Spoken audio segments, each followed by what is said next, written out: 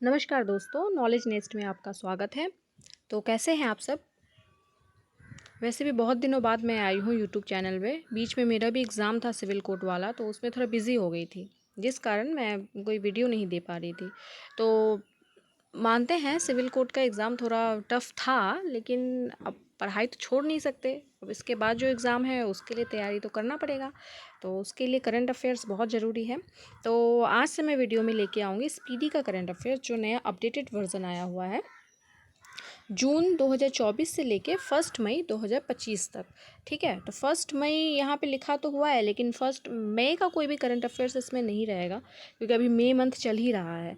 तो अप्रैल लास्ट 30-31 अप्रैल तक इसमें करंट अफेयर्स दिया रहेगा। तो ये रहा, ये अपडेटेड वर्जन है स्पीडी का। यहाँ पे सारे टॉपिक्स दिए हुए हैं सीक्वेंस वाइज। तो आज हम इसमें टॉपिक वाइज करेंगे। तो आज मैं एक टॉपिक लेके चलूँगी, जो यहाँ पे 10 नंबर टॉपिक है, भारत रत्न। ठीक है, क्योंकि भारत रत्न से एक ना एक क्वेश्चन, 1 से 2 क्वेश्चन हर एग्ज़ाम में पूछता ही है। तो चलिए शुरू करते हैं। इधर भारत रत्न 2024 में दिया हुआ था, और इस बार भारत रत्न 5 लोगों को दिया गया है, ये आप सबको पता ही होगा।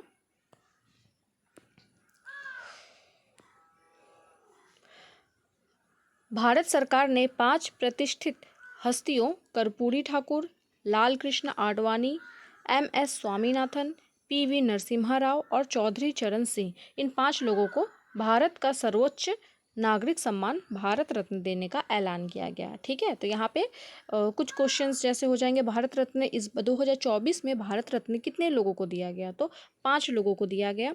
नाम याद रखिएगा: कर्पूरी ठाकुर, लाल कृष्ण आडवाणी, MS स्वामीनाथन, PV नरसिम्हा राव, चौधरी चरण सिंह। और यहाँ से और एक क्वेश्चन बनेगा कि भारत का सर्वोच्च नागरिक सम्मान किसे कहा जाता है, या कौन सा सम्मान है? तो भारत रत्न है। ये भी क्वेश्चन बनता है, और ये प्रीवियस ईयर क्वेश्चन है कि भारत का सर्वोच्च नागरिक सम्मान कौन सा है। ओके, इसके साथ ही अब तक भारत रत्न पाने वालों कुल संख्या 53 हो गई है। तो 53 लोगों को भारत रत्न मिल चुका है। अब देखते हैं कर्पूरी ठाकुर जी के बारे में। तो कर्पूरी ठाकुर का जन्म 24 जनवरी 1924 को बिहार के समस्तीपुर जिले के पितौझिया, अब कर्पूरी ग्राम के नाम से जाना जाता है, ग्राम में गोकुल ठाकुर और राम दुलारी देवी के यहाँ पे हुआ था। इनका निधन 17 फरवरी 1988 को हुआ था। लोकप्रियता के कारण इन्हें जननायक कहा जाता है। यह स्टैटिक क्वेश्चन है कि जननायक के नाम से किसे जाना जाता है? तो जननायक कर्पूरी ठाकुर को कहा जाता है। इन्होंने 1952 में पहली बार सोशलिस्ट पार्टी के उम्मीदवार के रूप में ताजपुर निर्वाचन क्षेत्र से बिहार विधानसभा का चुनाव जीता था। कर्पूरी ठाकुर वर्ष 1970 से 71 और 1977 से 69 तक 2 बार बिहार के 11वें मुख्यमंत्री रहे, और वर्ष 1967 से 68 तक बिहार के उप मुख्यमंत्री भी रहे हैं। तो ये याद रखिएगा, इंपॉर्टेंट फैक्ट है कि ये बिहार के मुख्यमंत्री कितनेवें मुख्यमंत्री थे? तो 11वें मुख्यमंत्री थे। ठीक है, और ये 2 बार बिहार के मुख्यमंत्री बन चुके हैं, और बिहार के उप मुख्यमंत्री भी ये थे। वे बिहार के पहले गैर कांग्रेसी मुख्यमंत्री थे। उन्होंने भारत में पहली बार अन्य पिछड़ा वर्ग OBC को आरक्षण दिया। उन्होंने 1977 में मुख्यमंत्री बनने के बाद मुंगेरी लाल आयोग की सिफारिशों को लागू किया था, जिस कारण पिछड़ों को नौकरियों में आरक्षण मिला। वर्ष 1978 में उन्होंने एक अभूतपूर्व आरक्षण मॉडल प्रस्तुत किया, जिससे OBC आर्थिक रूप से पिछड़े वर्गों, EBC महिलाओं और उच्च जातियों के बीच आर्थिक रूप से पिछड़े वर्गों के लिए विशिष्ट कोटे के साथ 26% आरक्षण आवंटित किया गया था। बिहार में उर्दू को दूसरी राजकीय भाषा का दर्जा दिलाने का भूमिका रहा। ये भारत रत्न पाने वाले 49वें, मरणोपरांत भारत रत्न पाने वाले 17वें और बिहार में भारत रत्न पाने वाले 5वें व्यक्ति थे। ठीक है, अब देखते हैं लाल कृष्ण आडवाणी जी के बारे में।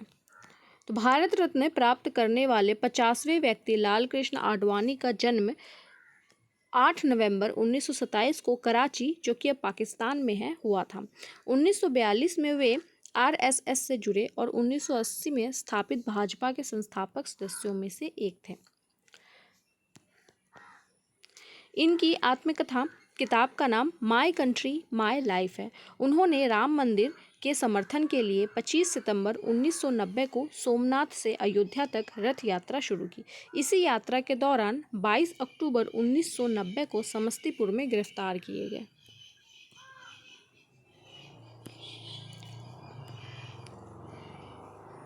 अप्रैल 1970 को जनसंघ सीट से राज्यसभा के लिए चुने गए।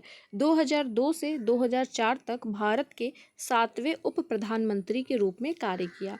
1998 से 2004 तक भारत के गृह मंत्री भी रहे। 2009 में भाजपा के प्रधानमंत्री पद के उम्मीदवार रहे। इन्हें 2015 में पद्म विभूषण से सम्मानित किया गया था।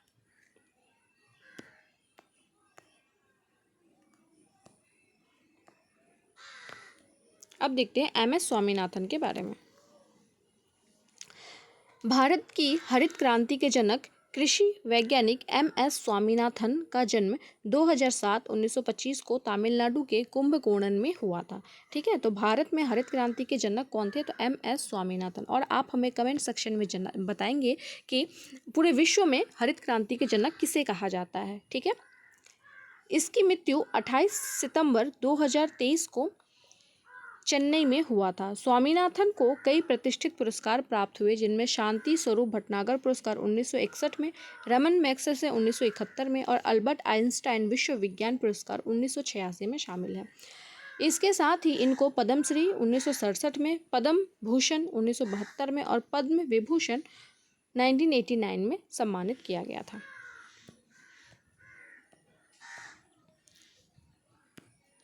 पीवी नरसिम्हा राव। पीवी नरसिम्हा राव का जन्म 28 जून 1921 को वर्तमान तेलंगाना के वारंगल जिले के लकनेपल्ली गांव में हुआ था। इनका पूरा नाम पामुलापति वेंकट नरसिम्हा राव था। इनके पिता का नाम सीताराम राव और माता का नाम रुकनाबाई था। वर्ष 1991 से 96 तक वे भारत के 9वें प्रधानमंत्री रहे। तो ये याद रखिएगा कि नरसिम्हा राव भारत के कितनेवें प्रधानमंत्री बने थे? तो 9वें प्रधानमंत्री थे। उन्हें भारत के रक्षा मंत्री, विदेश मंत्री, गृह मंत्री के रूप में भी काम किया था। 1971 से 73 तक आंध्र प्रदेश के चौथे मुख्यमंत्री भी रहे थे। 73वें और 74वें संविधान संशोधन अधिनियम का कार्यान्वयन पीवी नरसिम्हा राव के कार्यकाल के दौरान ही हुआ था। चौधरी चरण सिंह। चौधरी चरण सिंह का जन्म 23 दिसंबर 1902 को उत्तर प्रदेश के मेरठ जिले के नूरपुर के जाट किसान परिवार में हुआ था। और ये याद रखिएगा कि 23 दिसंबर को ही किसान दिवस भी मनाया जाता है। इनकी जयंती को यहाँ पे लिखा भी हुआ है, इनके जयंती पर 23 दिसंबर को राष्ट्रीय किसान दिवस मनाया जाता है। इनकी मृत्यु 29 मई 1987 को हुई थी। सर्वप्रथम 1937 के छपरौली में उत्तर प्रदेश विधानसभा के लिए चुने गए।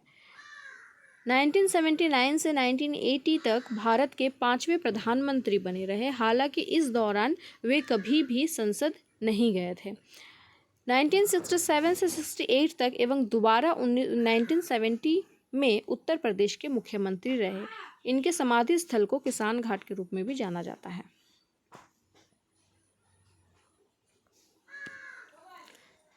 अब यहाँ पे कुछ भारत रत्न से रिलेटेड एक्स्ट्रा फैक्ट्स दिए हुए हैं, जिसको भी हम देख लेते हैं।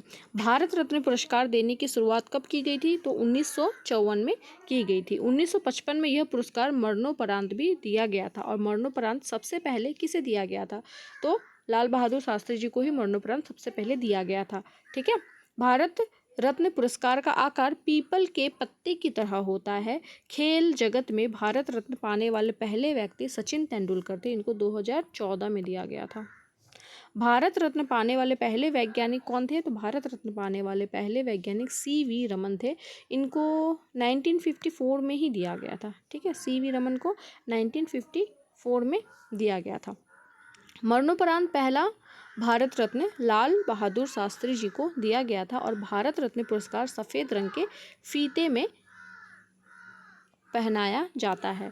तो आई होप आपको ये वीडियो बहुत ही यूज़फुल रहा होगा आपके लिए। तो आज यहाँ पे पहला टॉपिक ख़त्म हो गया। अब डेली एक एक टॉपिक मैं ख़त्म करते जाऊँगी। प्लीज़ मेरा वीडियो ज़रूर देखिएगा, लाइक और कमेंट ज़रूर कीजिएगा। Thank you so much.